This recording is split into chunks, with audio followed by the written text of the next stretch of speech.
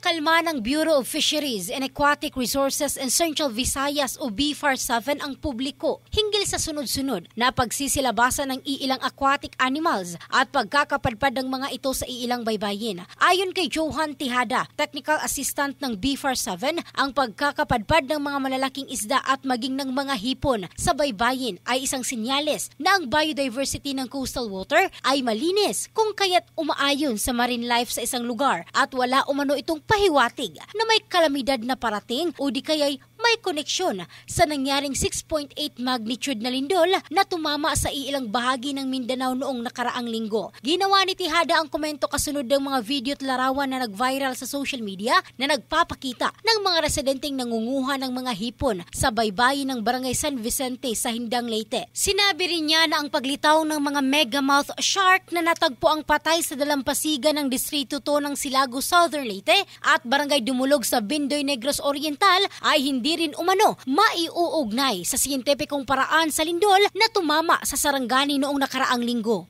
Ang mga higanting isda ay kadalasang napapadpad umano sa baybayin kung ang kanilang navigational sensory organ ay hindi gumagana at nagiging disoriented habang hinahabol ang kanilang pagkain tulad ng maliliit na isda at hipon. Ang bahaging ito ay hatid ng DriveMax Adult Herbal Capsule, lalaking laging umaangat. In the heart of changing lives, ito si Michelle Craste ng Brigada News Philippines, the Music and News Authority.